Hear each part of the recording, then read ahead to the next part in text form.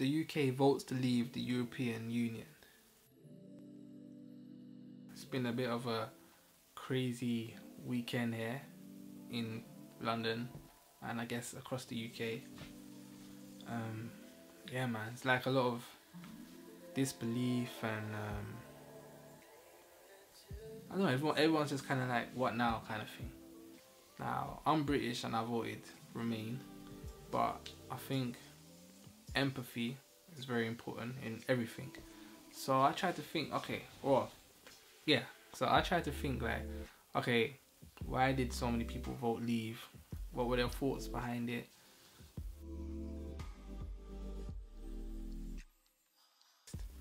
But I wanted to start off with a positive that I think we can take from this. Anybody that's been, you know, like looking at what's been going on, you would have seen, if you look into the statistics, that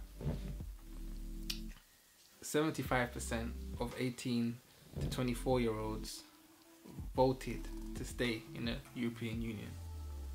And then from 25 to 49, the majority still voted to stay. The overwhelming difference was in the older generation, so 50 plus, where it was like a massive difference. And obviously they turned out a lot more than the younger people. But the thing you can take from this is, and you can see these signs all over social media, in the marches with, you know, London stays and all this kind of stuff. The young generation do not want to be like divided from Europe. You know what I mean? Like the other Europeans working here, I mean, we are European as well, but I mean like the EU migrants working here, that's our friends, you know? Those are our colleagues, some people's like, you know, partners, and we don't want to be disconnected from that. Sometimes it takes like, you know that saying, you don't know what you've got until it's gone, right? I think sometimes it takes something like this, something major, drastic, possibly major, for all of those 75% to come out and really realize and be like, whoa, okay, we gotta like stick together here, because so much like hate has come out of this, and we're seeing it all over now. All these people saying, oh, go back home, and these racist, xenophobic attacks starting to come flaring up. I don't think that's going to be the long run. I think everyone's just there's so much emotion, and that's the fault of the Vote Leave campaign, because they were putting up these posters about refugees and all this kind of stuff, and saying things that they're not going to back when it comes to the actual negotiations from the looks of it. But what I'm saying, the positive thing is, right, I had a video before where I was talking about the next wave, right? It's right there above, you can watch it later. But the idea of it is, what I'm saying is, 75% of 18 to 24-year-olds voted to stay. The majority of 25 to 49-year-olds voted to stay. And obviously the turnout of those young people wasn't even like a massive turnout. I think I read somewhere it was like 33% or something like that in terms of like the young people. But that's amazing, like for the future, okay? Like, I know that sounds like, oh, what do you mean that's not gonna happen now? But in the long run, all these people in parliament, in the government, here in the UK and in whichever country, they're not gonna be there forever. These young people that are in the streets campaigning now, and all the ones that voted stay, the majority, they or we are going to be in those positions. Generation Y, the millennials, we are going to be the ones that are making all these decisions in the parliament and in the governments, all this kind of stuff. So in the long run, yo, it's looking good, man. Like if you think about it that way, it's all about perspective. It's all about perspective, right? Just think about that. Think about it. 75% of 18 to 24-year-olds voted stay and are very disappointed with the result, very angry. Yeah? Alright. So now the part is my message to all of our friends and colleagues, the EU migrants. I don't like saying that, it sounds really like migrants. We're just people, you know what I mean? But anyway, to our European friends and colleagues here in the UK, I know how it feels at the moment. It's like, and even to minorities in the UK and British, like it's coming to them as well, to us as well. I'm seeing all these videos of people telling, you know, like Asian British people to go home and all this kind of stuff. So believe me, I'm not like saying it from a pedestal. I understand on the same level. It's not your peers and, you know, your colleagues that you thought were cool voting for you to leave because they're racist and all of this kind of stuff. And that's not me saying that the older generation are racist, alright? Because the other thing we need to understand is this wasn't a vote. The question on the ballot paper wasn't, do you think EU migrants should be able to stay and work in the UK? That's not what the whole thing was about, right? It was meant to be about, do you as British people want to stay in the EU, yes or no? And then within that, there were people voting on a lot of different things that were nothing to do with immigration.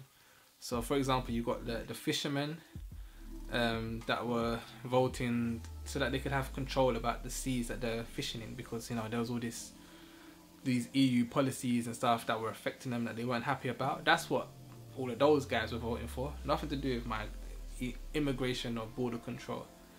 Then you had a lot of people voting to do with the NHS, because, you know, there was this whole £350 million a week goes to Brussels, let's spend it on the NHS instead. A lot of people are thinking, yeah, we want to protect our NHS. Like, come on, you guys know what it's like if you ever have to unfortunately go to the hospital. You got these big waiting lists, or you're in the emergency room, and, you know, everything's just a bit crazy at the moment. So something like that, a lot of people are voting for that. Nothing to do with immigration. And then a lot of people are just voting in general just against the government, just like an anti-government vote, which I'm sure all of you guys can understand back in your countries as well. Like all this anti-government stuff does nothing to do with immigration or border control. Alright, so that's only 3 examples of a whole load of people that were voting leave, nothing at all to do with immigration. So now, obviously, there is a section, the loudest section, that were voting based on those posters of, I don't even remember what it said. There was the poster of the refugees and that long queue and all that kind of stuff. There's a portion of people, a portion I think, there was a chunk of people voting based on that, right? And that chunk of people, so out of this 52%, there's no way we can say this whole 52% are racist and the 48% are like, you know, like the heroes or whatever. It's not like that. Out of that 52%, maybe, I don't know, the breakdown could be like 20% of the 52% were voting based on, we want our England back, get rid of the refugees, we don't want any migrants, we don't even care if you're British, if you're not white, get out of our country, go back to the Caribbean and Africa and India. That was a proportion of people as well, right? And those are the proportion of people that are making the most noise now on social media. Those are the ones that are attacking the Polish embassy and putting stupid notes through people's letterboxes and all these confrontations in the street and all that rubbish. So by that, just remember that it's not everyone, right? So the other thing is, at the moment, we don't even know what leaving the EU means, because even though the Vote Leave had this whole campaign about let's leave the EU, blah blah blah blah blah, now that they've got it, they didn't actually have any plan of what that means. They're not gonna just literally leave and that's it, like there's no connection between the UK and Europe. They're still gonna have trade deals, all this malarkey, so they have to come up with a model, right? So now in Parliament they have to decide what that model is, and within that they have to decide on things such as border control and migration. I'll do another video on this 100%. I just wanted to kind of get my thoughts out while they were still fresh. But the main thing I wanted to get across was my message to our European friends that are feeling like, you know, the whole of the UK is against them and they want them out.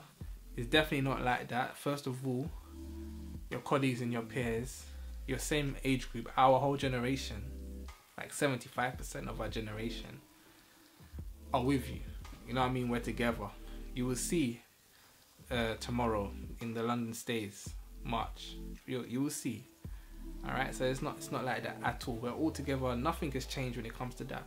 The people that want you out were the same people that were giving you, you know, like weird looks when you were working in a coffee shop, or, you know, they were looking down on you, and when you were working at certain events. And it's the same people. Like, none of that has changed 100%.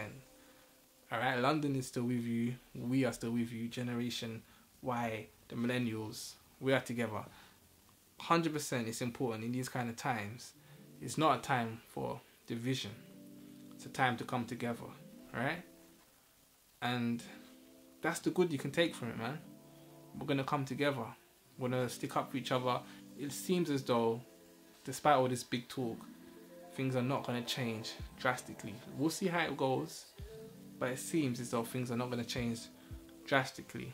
And like I said, in the long run, we are the next wave. Right? Our generation is going to be in power. We are going to be the politicians. We are going to be the government. Alright? So just give it some time. 10, 15 years. Things are looking good. We're on a different wavelength. We're on a different level to that older generation. Right? They were doing what they thought was right for them, and probably what they think is right for us. And the other side is, I'm sure there's a lot of good stuff that can come from this. Yeah? Especially if the European freedom movement stays the same. A lot of good stuff can come from this, right? So we've got to stay positive. We've got to stay together. I wanted you guys to watch a video, and if you like the video, share it on your Facebook as well. It's called, what is it called? I think it's called The DNA Journey, right? I've linked it right here. You can click on it and watch it. Share that video, and that's going to give you a bit of an idea of, you know, how everyone is just connected, and all this division stuff is just completely stupid. This isn't the last thing I'll say on this topic, because, you know, it's very important, and I think there's no point in having a platform and making videos if you don't talk about things that are important for not just yourself but your generation, right? I say that I want to inspire a generation. That's literally like my life motto, which I stole from the London Olympics, but that is it. Like, when people say, what do you want to do? Literally I say I want to inspire a generation. So in a moment like this, you got to speak up, man. Try and bring everyone together. So I'll definitely have probably something better to say, because this is very rushed, and I'm going to go and watch the second half of the England game. And how it looks right now, England will probably be out of Europe as well. Bit ironic, isn't it? Thank you for watching. Listen, guys, stay together. Peace, love, unity. Generation Y, millennials, we're all together. European friends, sisters, boyfriends, girlfriends, we're together. Catch you guys in the next video. And if you're new, have a look around the channel, man. Welcome to the channel. Subscribe. There's like different playlists. If you want something on these kind of vibes, check out the Ideas on Life playlist, talking about life, motivation, books and stuff like that. If you want to have a laugh, check out the Something Funny playlist, or Something Fun playlist. Yeah, you can have a laugh in there. If you want something a bit deep, check out the Nate Creates playlist, where I put together interesting montages of things I'm interested in, along with music. And the second half has kicked off. Love you guys. Hope you subscribe, join the family. I'll have more on this, but listen, we're together. It's not all doom and gloom. Everything's going to be cool. Peace and love. See you in 5. Inspire a generation. Please. Peace. I messed up the end. Alright, cool.